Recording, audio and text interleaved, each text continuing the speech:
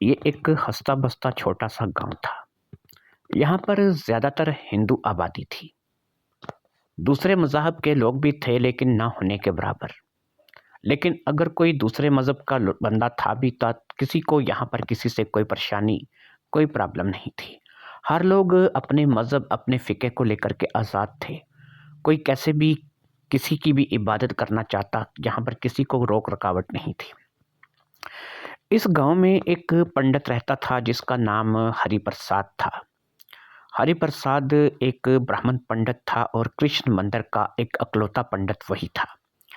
एक ही मंदिर इस गाँव में फ़ेमस था और एक ही मंदिर था जो कि इस गाँव का मेन मंदिर कहलाता था। ये कृष्ण मंदिर था और यहाँ पर कृष्ण भगवान की मूर्ति के सामने पंडित पूजा किया करता था। गाँव भर के हिंदू लोग भी यहाँ पर पूजा करने के लिए आते थे। इसी वजह से पंडित की बहुत इज़्ज़त थी और हर कोई पंडित को इज़्ज़त की निगाह से देखता था। इस पंडित का एक 7 साल का बेटा भी था जिसका नाम अजय था और अजय भी एक ब्राह्मण था। अजय की पैदाइश के वक्त उसकी माँ का देहांत हो गया था जिसकी वजह से अजय की परवरिश की जिम्मेदारी पंडित के सर आन पड़ी थी और पंडित ने ही अजय को माँ और बाप दोनों का प्यार दिया था और उसने अपने बेटे अजय को अच्छे संस्कारों के साथ पाला था।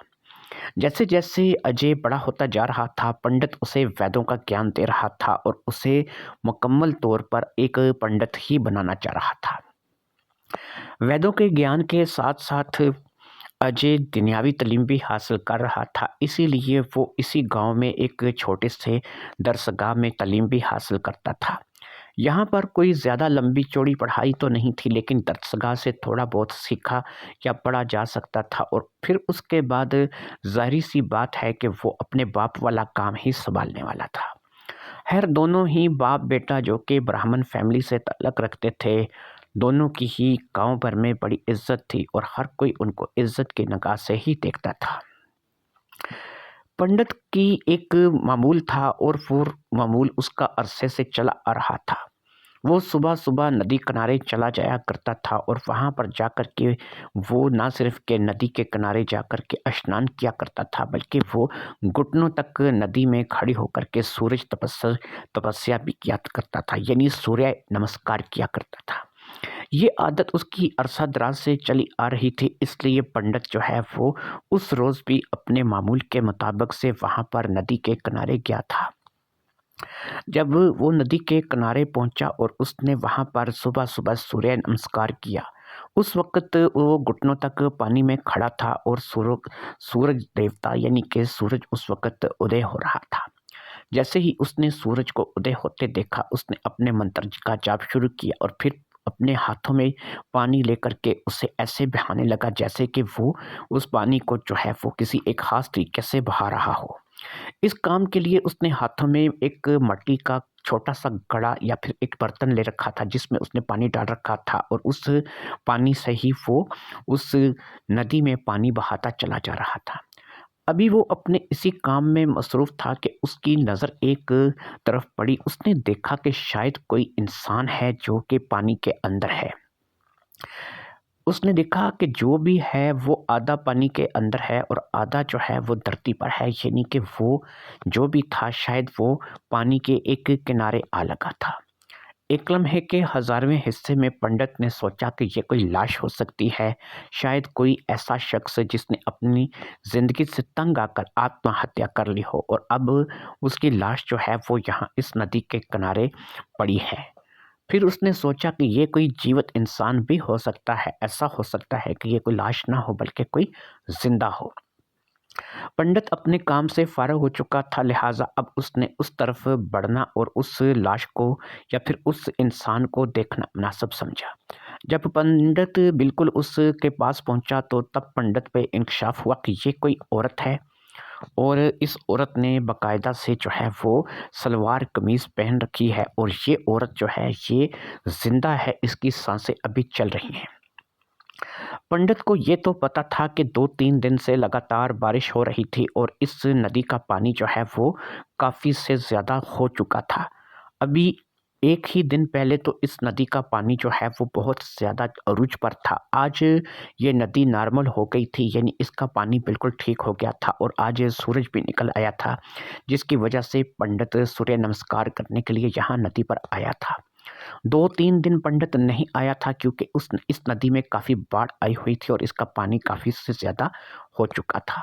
पंडित को ऐसा लगा कि शायद ये कोई ऐसी औरत है जो कि पानी के अंदर बह करके चली आई है और इसकी ज़िंदगी थी तो ये यहाँ पर किनारे आ लगी है और पानी के अंदर से इसकी आने की वजह से इसकी मतलब कि जान तो बच गई है, लेकिन वो बेहोश थी, उसकी साँसें बहुत आहिस्ता-आहिस्ता चल रही थीं। अब क्योंकि पंडित एक नेक इंसान था तो उसका फ़र्ज़ बनता था कि वो उस औरत को लेकर के आता और उसकी इलाज के लिए कुछ न कुछ व्यवस्था करता। लिहाज़ा उसने ऐसा ही किया, उसने सहारा दे करके उस औरत को उठाया और उठा करके अपने कंधे पर लाद लिया। इसके अलावा उसके पास और कोई चारागार नहीं था। सुबह-सुबह का टाइम था, सूरज निकल रहा था, लिहाज़ा उसने यही सोचा कि इसे लेकर के गाँव की तरफ जाता हूँ और गाँव जाने से पहले वैद्य जी के पास चला जाऊँगा और इस औरत को वैद्य जी के पास दिखाता हूँ। वहीं पर इसका इलाज होगा और अगर इसे होश आ गया तो ठीक है, नहीं तो फिर जो भी वैद्य जी कहेंगे इसके मुताबिक से जो भी अमल करना होगा कर लूँगा। वैद्य जी भी हिंदू थे और यहाँ पूरे गाँव भर का इलाज करते थे, काफ़ी तजर्बेकार थे, इसलिए लोग उन्हीं के पास अपने मर्ज़ की दवा लेने के लिए जाते थे। लिहाज़ा अब पंडित हरिप्रसाद ने उस औरत को अपने कंधे पर लादा और वैद्य जी के दवाखाने की तरफ चल पड़े। हरिप्रसाद काफ़ी तेज़-तेज़ कदम के साथ चलता जा रहा था क्योंकि उसे पता था कि इस औरत को जितनी जल्दी हो सके उसने वैद्य जी के पास पहुँचाना है। जब वो वैद्य जी के दवाखाने पहुँचे तो वहाँ पर 3 से 4 लोग मौजूद थे, जिसमें से 1 औरत थी और 3 मर्द थे जो कि शायद अपनी दवाई वगैरह के चक्कर में ही वैद्य जी के पास आए थे। पंडित हरिप्रसाद को देख कर के सब लोग ही रास्ता देखने लगे और सब लोगों ने उस लड़की को भी पंडित जी के कंधे से उतरवाने में मदद की। उस लड़की को एक चारपाई पे लिटा दिया गया और फिर वैद्य जी जो है वो उस लड़की के पास आए और उसकी नब्ज़ को टिटोल करके देखने लगे। इस दौरान पंडित जी ने उस लड़की के मिलने की रुताब भी साथ-साथ सुनानी शुरू कर दी ताकि लोग ज़्यादा सवाल ना करें और उनको पता चल जाए कि ये लड़की कहाँ से मिली है और इस लड़की को कहाँ से लेकर के आए हैं। खैर वो लड़की तो नहीं थी, अच्छी-खासी औरत थी, कम से कम 30 साल की तो होगी। वैद्य जी ने उसकी अच्छी तरह से तसल्ली की और उसके बाद वैद्य जी ने कहा कि ये लड़की ख़तरे से बाहर है, इसकी जान बच चुकी है और ये किसी किस्म के ख़तरे में नहीं है। हाँ, ये है कि इसे थोड़ी सर्दी लगी होगी या फिर ये पानी में रहने की वजह से इसकी ऐसी हालत है, लिहाज़ा इसे गर्म कपड़े और गर्म बिस्तर की फटाफट ज़रूरत है और इसे गर्म कपड़े और गर्म बिस्तर जो है वो मुहैया किया जाए। अब सब लोगों ने कहा कि वैद्य जी अब पंडित जी अब तो यही हो सकता है कि आप ही इस उठा कर के लाए हैं और आप ही इसे अपने घर ले जाइए।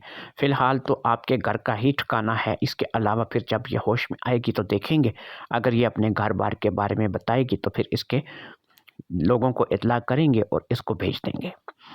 पंडित हरिप्रसाद के मुताबिक अब उसे उसके घर ही जाना था, लिहाज़ा अब पंडित जी ने बाकी लोगों की सहायता माँगी और फिर उस औरत को लेकर के अपने घर की तरफ रवाना हो गए।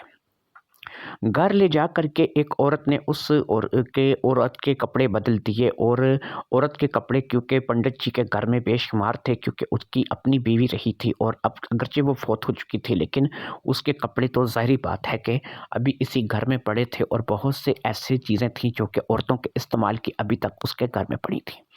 लिहाज़ा यहाँ पर उस औरत को कपड़े पहना दिए कि उससे बाकायदा एक गर्म बिस्तर दिया गया और इसके साथ ही साथ जो दवाई वैद्य जी ने दी थी वो भी उसको खिला दी गई।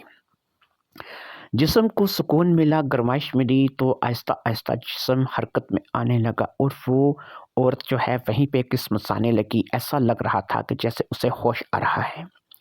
गाँव की कुछ औरतों ने उसके हाथ और पाँव की अच्छे तरीके से मालिश भी करनी शुरू कर दी थी ताकि उसके जिस्म को हरारत पहुँचे और वो जल्द से जल्द होश में आ जाए। फिर यही हुआ कि वो औरत होश में आ गई। जैसे ही वो औरत होश में आई उसने अजनबी नज़रों से हर तरफ देखा। वो किसी को भी पहचान नहीं पा रही थी।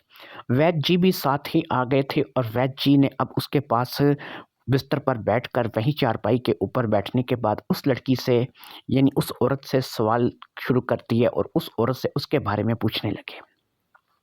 वो किसी भी सवाल का कोई तसल्ली बख्श जवाब नहीं दे पा रही थी। ऐसा लग रहा था कि जैसे वो बिल्कुल भूल चुकी है कि वो कौन थी, क्या थी और उसे अपने बारे में कुछ भी याद नहीं था।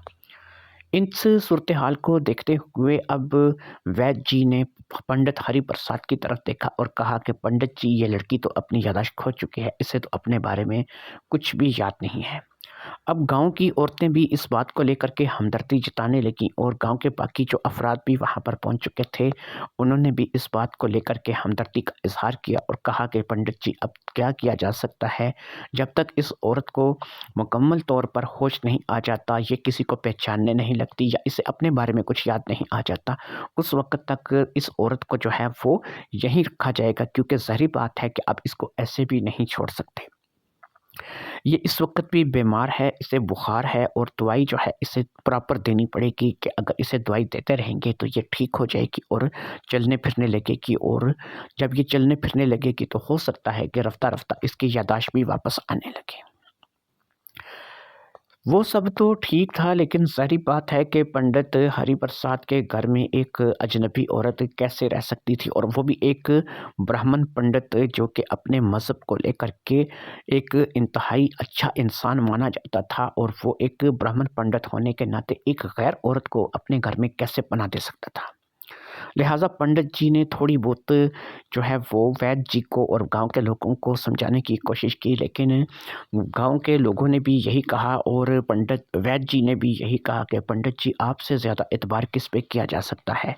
इसलिए बेहतर यही है कि इसे किसी और के घर छोड़ने की बजाय आपके घर छोड़ दिया जाए, और आप ही जो है वो इसको लेकर के आए हैं और आप ही जो है वो आइंदा इसका ध्यान रखें।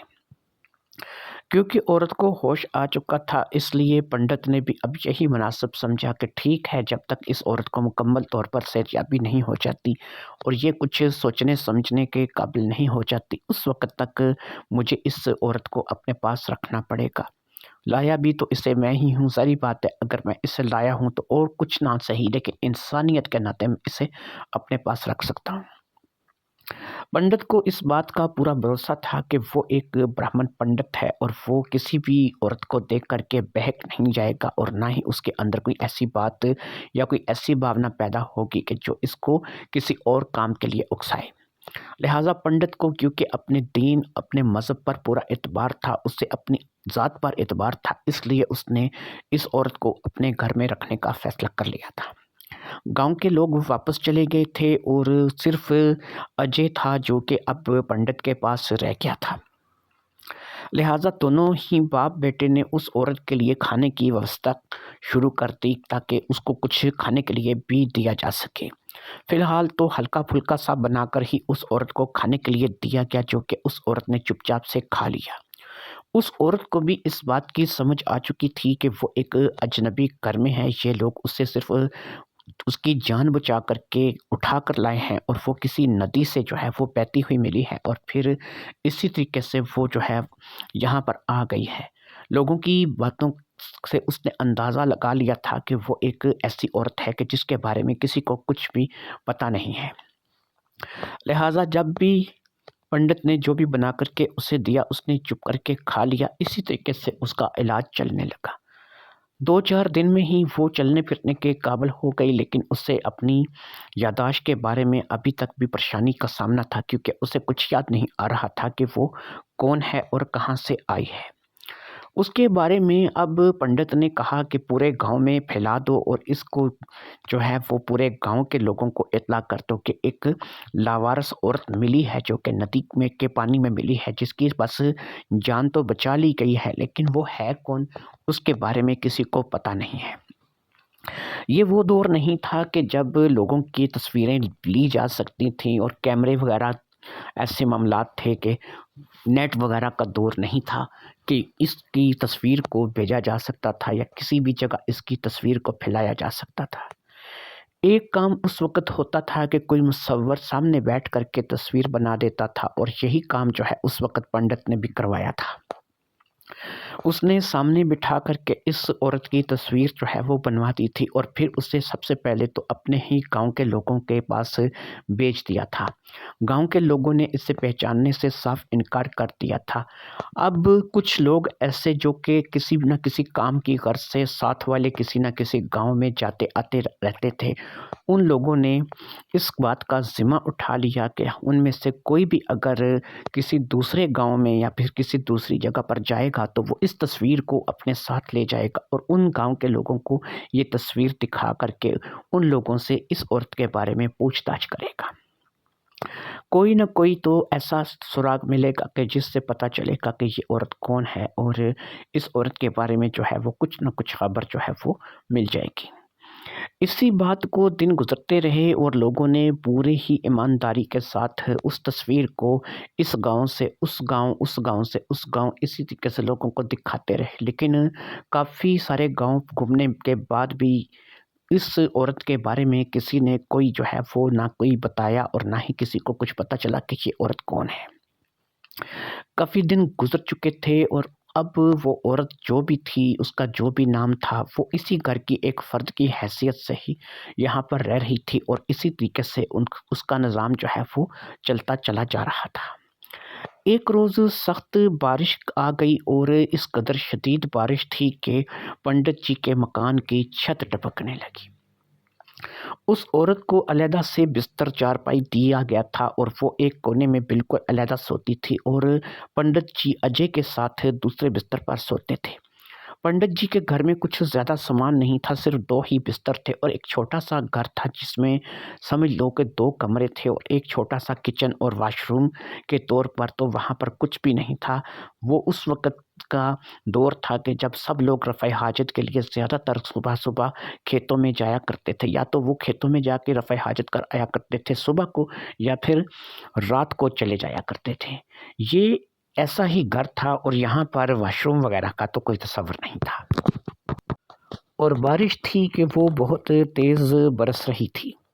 पंडित जी ने सबसे पहले तो अपने और अजय वाली चारपाई को जो है वो उठा करके बिल्कुल उस औरत के साथ लगा दिया ताकि वो औरत की चारपाई के साथ अपनी चारपाई को जोड़ लें, क्योंकि ये एक ऐसी जगह थी जहाँ पर छत टपक नहीं रहा था।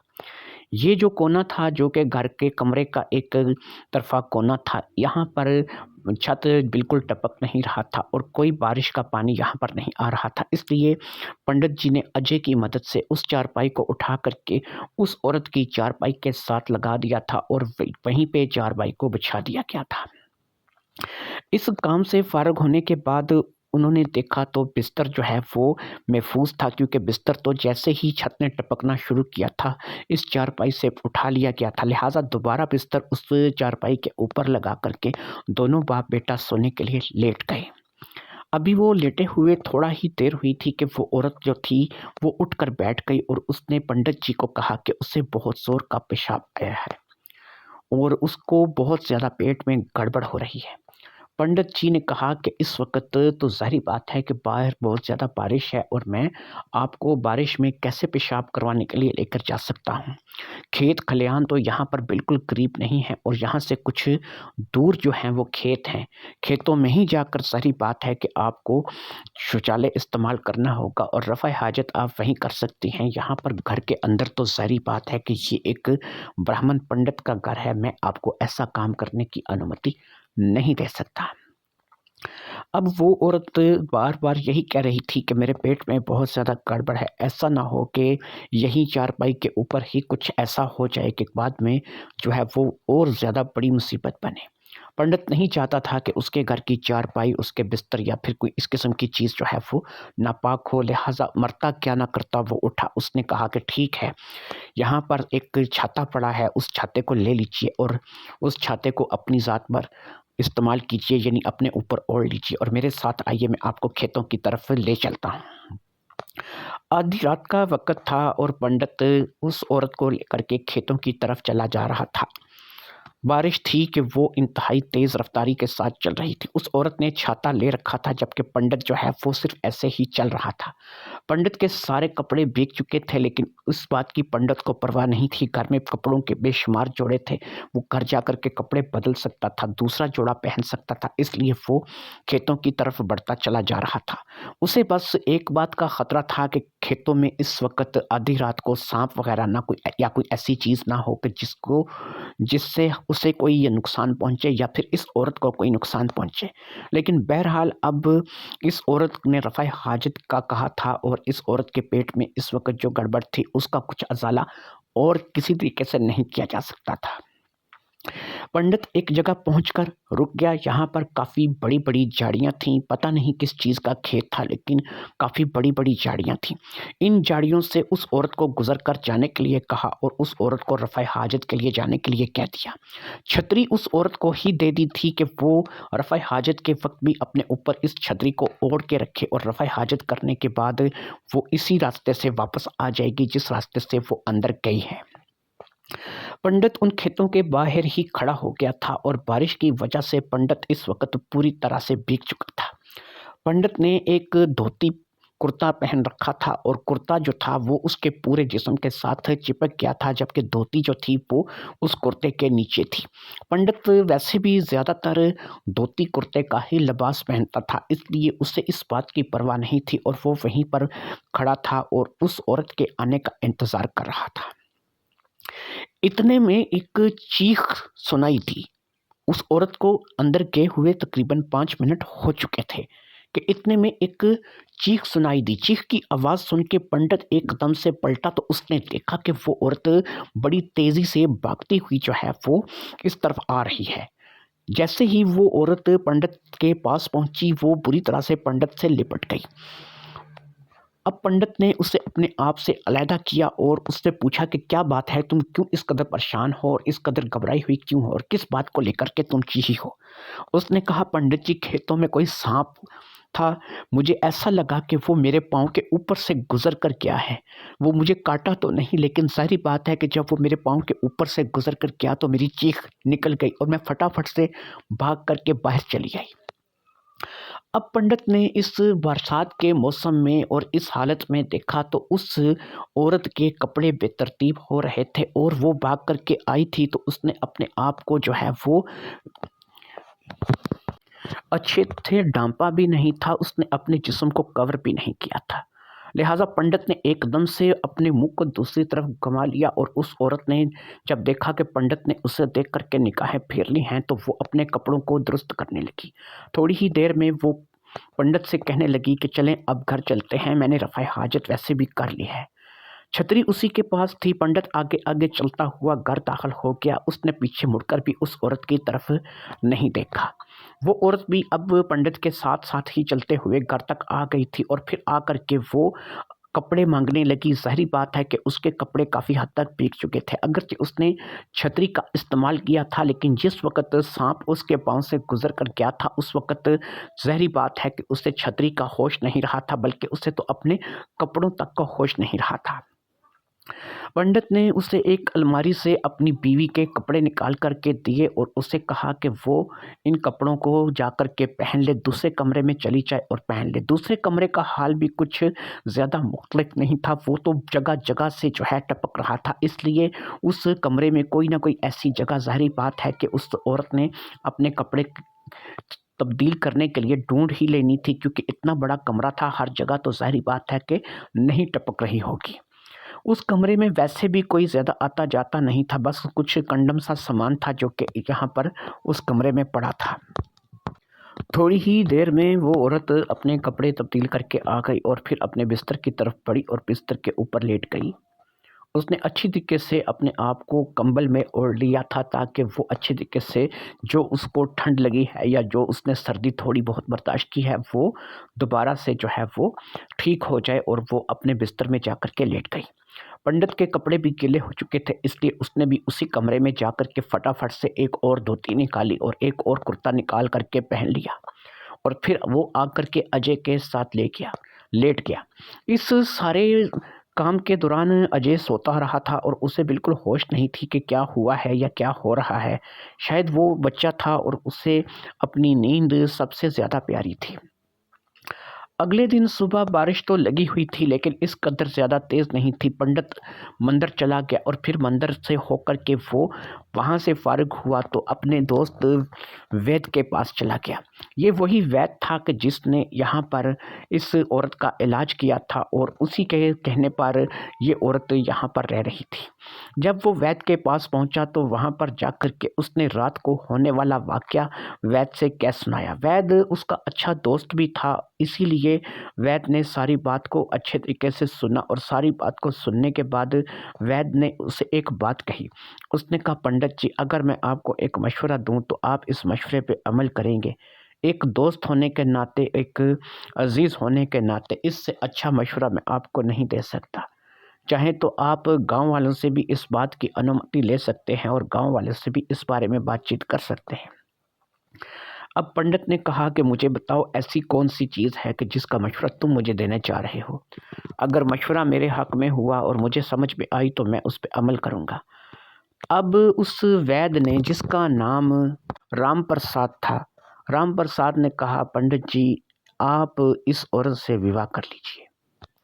ये बात पंडित के सर पर एक बम बन के गिरी और उसने कहा कि ऐसे कैसे हो सकता है? एक औरत जिसके बारे में मुझे पता नहीं है, जिसे मैं जानता तक नहीं हूँ, एक ऐसी औरत कि जो कहाँ से आई है, किस धर्म से ताल्लुक़ रखती है, कैसी है, क्या है, नाम क्या है, मुझे कुछ भी तो इसके बारे में इल्म नहीं और आप मुझे मशवरा दे रहे हैं कि मैं इसके साथ विवाह कर लूँ और इसको अपनी पत्नी बना करके इसको जो है पत्नी के रूप में स्वीकार कर लूँ, तो ऐसा कैसे मुमकिन है? अब राम प्रसाद जो कि वैद्य थे, उन्होंने कहा कि देखिए पंडित जी, बात तो सीधी-सी है कि जब तक इस औरत की याददाश्त वापस नहीं आती, उस वक़्त तक इस औरत को आप ही के घर रहना है। गाँव भर में ऐसी ज़िम्मेदारी और कोई नहीं उठाएगा। फिर ये है कि अगर आपकी पत्नी बन जाती है और आपका इसके साथ विवाह हो जाता है, तो ऐसे छोटी-मोटी बातों को लेकर के ज़ाहिर बात है कि आप परेशान नहीं होंगे और आपको किसी परेशानी का सामना नहीं करना पड़ेगा।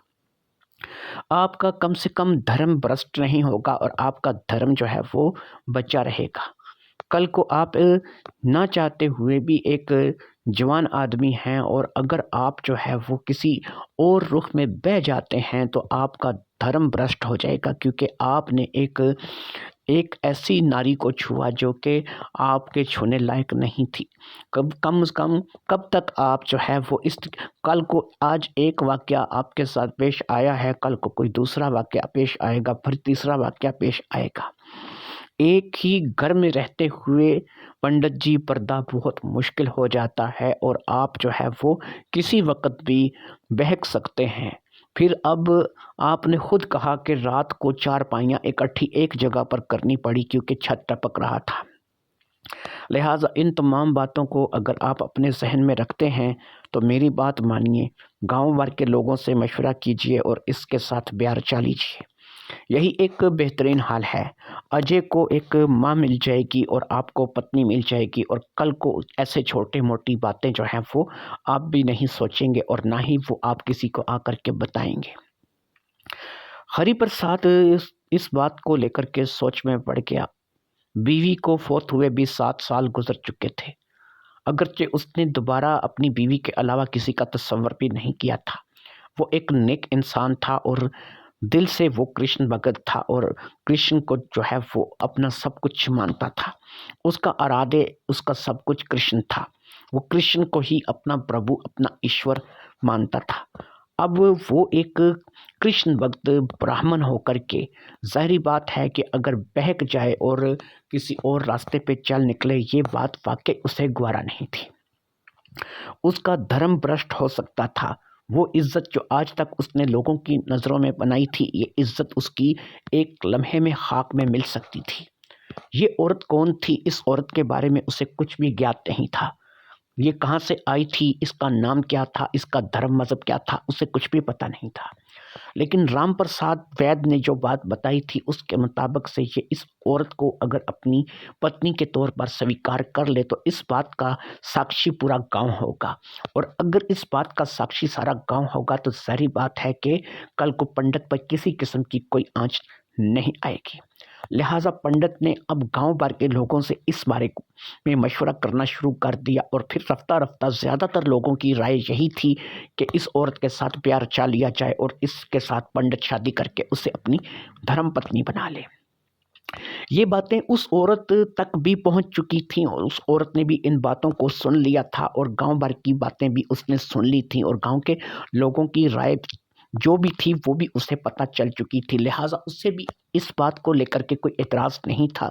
लिहाजा उसने भी इस बात के लिए अपनी अनुमति दे दी थी और उसकी अनुमति के बाद ये कृष्ण मंदिर में ही 7 फेरे हो गए और वहीं पर जो है ये शादी हो गई।